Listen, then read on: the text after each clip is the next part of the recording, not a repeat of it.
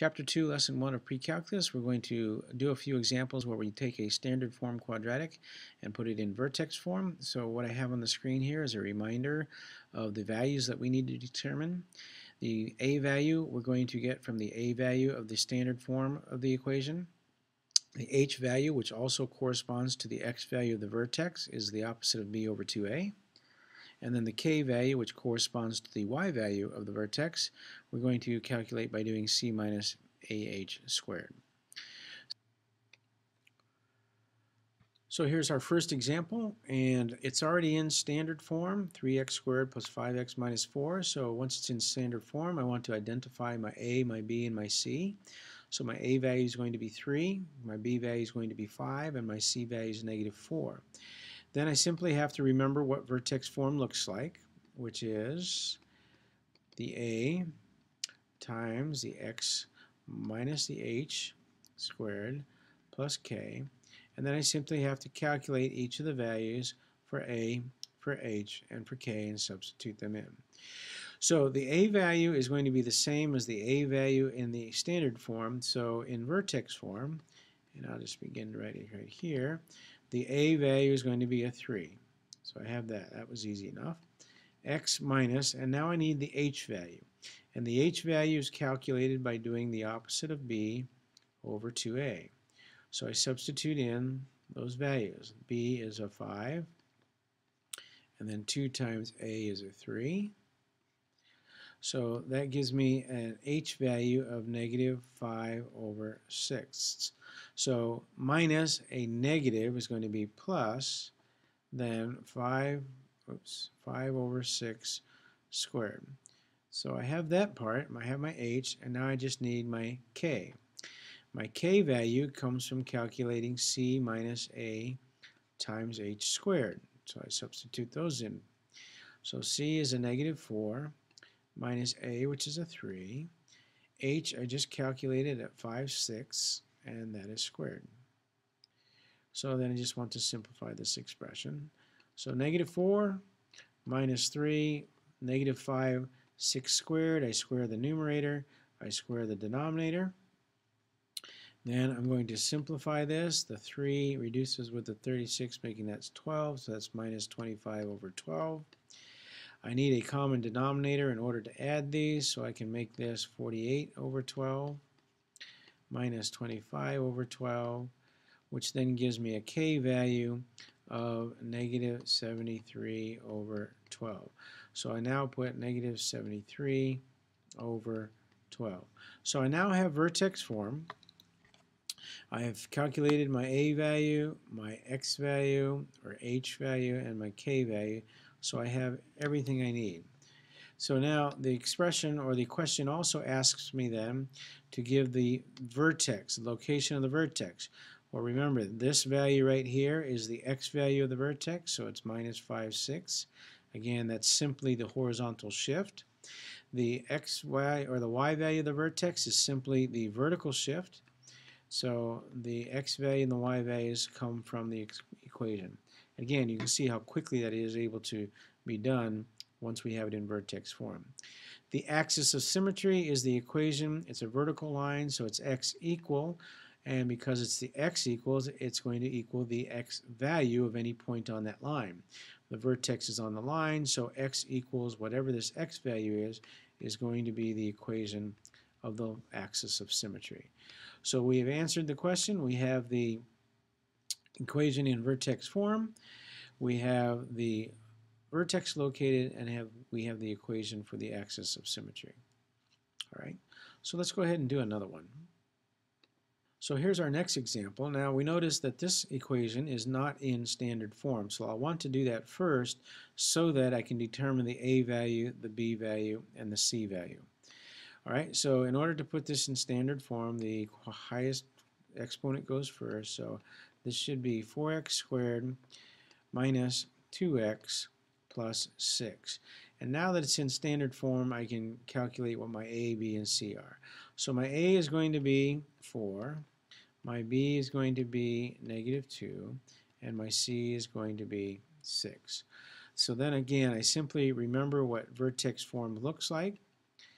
And then I just have to calculate the value of each one of these letters except for the x. So the a value is the same as the a value in standard form, so that's going to be a 4. So this is going to be a 4. And then it's going to be x minus, and now I need to calculate the h value. The h value is calculated by using the opposite of b over 2a. So the opposite here, b, is a negative 2 over a, or 2 times a is a 4. So I have a negative times a negative, so it's going to be positive 2 over 8, which reduces to 1/4. So my h value is 1/4. And so then that's squared. So now I just need to calculate my k value. My k value is c minus ah squared.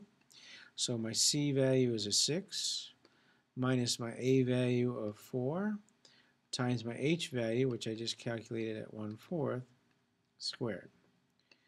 So that's going to be 6 minus 4 times 1/16, squaring my fraction. The 4 and the 16 are going to reduce, so that's going to be 6 minus 1/4. I need to have a denominator that's the same here, so I'm going to change the 6 to 24 over 4, because that's the same as 6, minus 1 over 4.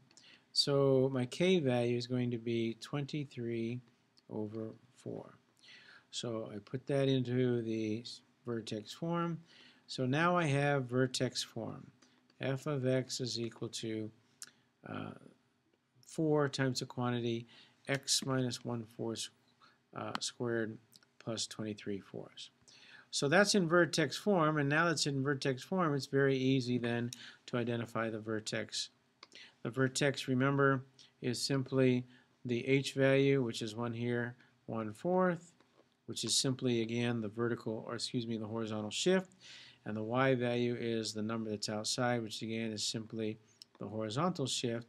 So my vertex is at 1/4, 23/4. Sorry, that's kind of messy. And then my axis of symmetry, again, is x equal, and then it's simply equal to the x coordinate of the vertex. So we have our expression in vertex form, and we're able to answer the question. All right, we're going to do one more quickly for you. Again, so as a reminder, this should be in standard form first, so I can calculate or determine what my a value is, what my b value is, and what my c value is. So I have negative x squared plus 8x plus 3, which now tells me my a is going to be negative 1, my b is going to be 8, and my c is going to be 3.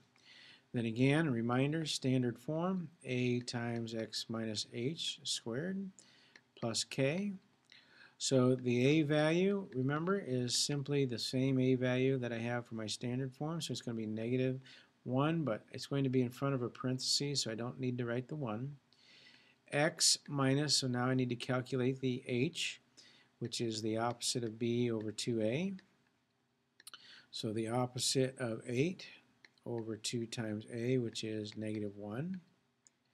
So that's going to be negative 8 over, or the opposite of, negative 2, which is the opposite of negative 4, which is going to be positive 4. So my h value is a 4. And then to calculate my k value, c minus ah squared. So the c value is 3 minus the a value, which is negative 1, times h value, which we now know is 4, squared. So now we go ahead and simplify that. So that's going to give me 3 minus a negative 1 times 4 squared, which is 16. So that's 3 minus negative 1 times 16 is negative 16, which is 3 plus 16, which is 19. So my k value is 19, so it's going to be plus 19 on the outside here. So now I have my equation changed from standard form into vertex form. So I simply need to then answer the rest of the question. My vertex, again, is simply the x value is the horizontal shift, which is forward or the right. The y value is the vertical shift up or down, so that's up 19. So my vertex is at 419. And then the axis of symmetry, again, is simply x equals whatever this x value is, which is x equals 4. So that's how you put these standard form equations in vertex form. I hope that was helpful. Again, it really comes down to just, whoops, move that out of the way. It just really comes down to remembering these three letters, what they represent, and then how to calculate each one of those values.